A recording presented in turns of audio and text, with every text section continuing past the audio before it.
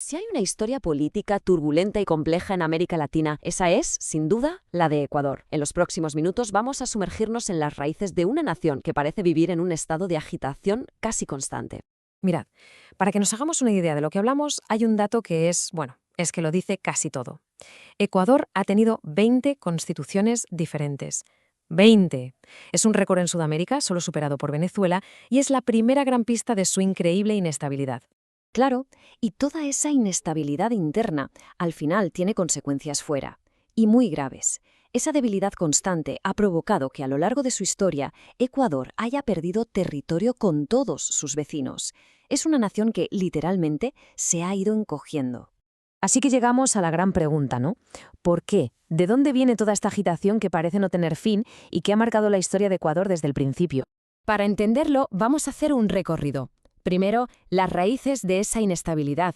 Luego veremos cómo nace ya como una nación dividida, la era de los grandes caudillos conservadores y liberales, un siglo XX de pura agitación, las crisis del petróleo y los dólares, y la pregunta final, ¿es esto un ciclo sin fin?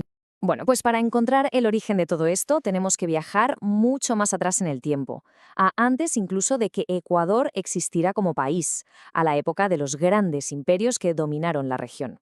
Resulta que los incas se expanden desde Perú hacia el norte en el siglo XV. Pero ojo, su dominio no dura tanto. ¿Por qué? Porque cuando aparecen los españoles en 1532, se encuentran el pastel servido, un imperio fracturado por una guerra civil. Y esto es clave, porque aprovecharon esa división interna para tomar el control. Un patrón que, como veremos, se va a repetir una y otra vez. Tras casi 300 años de dominio español, en Quito salta la primera chispa de la independencia de América. Y cualquiera pensaría que con la independencia llegó a la calma. Pues no, todo lo contrario.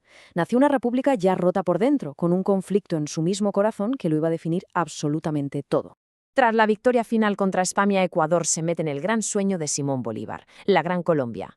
La idea era crear una superpotencia sudamericana. Sonaba bien, ¿verdad? Pues el sueño duró un suspiro. Apenas 8 años después, en 1830, todo se rompe y de esas cenizas nace la República del Ecuador. Y es que el país nace, literalmente, partido en dos. Una fractura que lo va a marcar para siempre. Por un lado, la Sierra Andina, una élite de terratenientes muy tradicionalista, aliada con la Iglesia, que forma el Partido Conservador. Y por otro, la costa del Pacífico, una burguesía de comerciantes, más abierta al mundo y al libre comercio, que crea el Partido Liberal. Esta lucha, sierra contra costa, se convierte en el motor de la política ecuatoriana durante más de un siglo. Pero claro, este conflicto no era solo una idea en un papel, tenía nombres y apellidos. Se encarnó en dos figuras potentísimas, dos caudillos que eran la personificación de estas dos Ecuadores enfrentadas. Por un lado, Gabriel García Moreno, el conservador de la sierra por excelencia, un católico fanático, autoritario hasta el punto de limitar la ciudadanía solo a los católicos, pero que a la vez impulsó la ciencia. Y en la otra esquina, Eloy Alfaro, el gran líder liberal de la costa. Un radical que le quitó el poder a la Iglesia y construyó el ferrocarril para unir precisamente la costa y la sierra.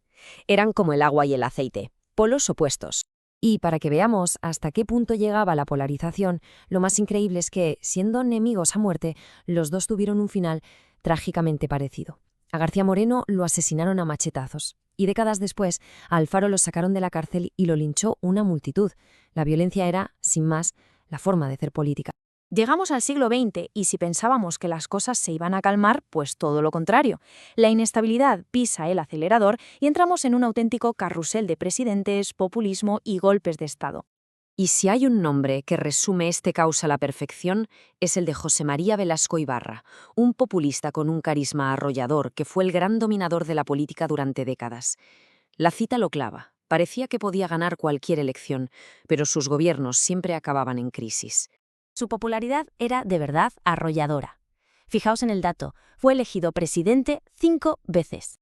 Pero, y aquí viene lo increíble, de esas 5 veces, ¿sabéis cuántas logró terminar? Solo una. Fue derrocado por los militares 4 veces. Es el resumen perfecto. Ganaba en las urnas, pero era incapaz de gobernar. Su carrera es, en sí misma, la historia de la inestabilidad de esa época.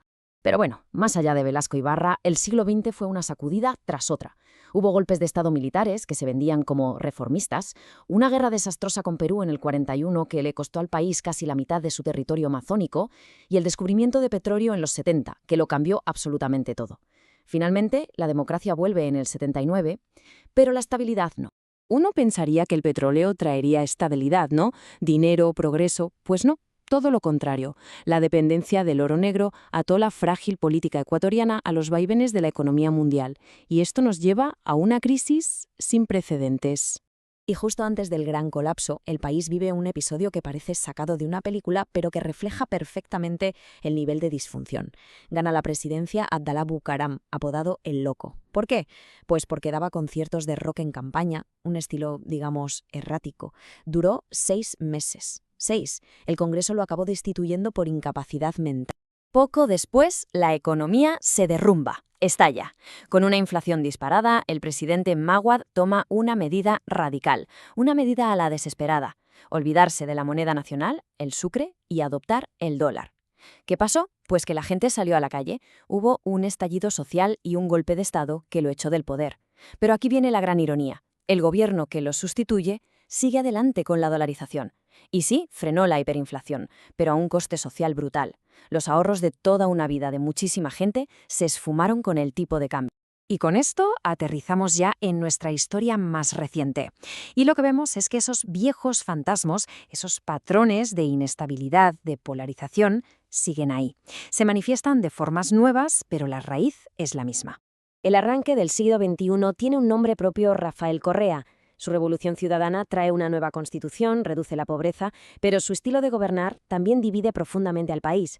Y cuando parecía que tenía todo atado, la ruptura, en un giro de guión total, viene desde dentro. Su propio delfín, Lenín Moreno, se vuelve en su contra, deshace su legado y hasta promueve un referéndum para que no pueda volver al poder. Las viejas heridas políticas, de nuevo, abiertas en canal. De hecho, si echamos un vistazo a los últimos 25 o 30 años, el patrón es que es innegable.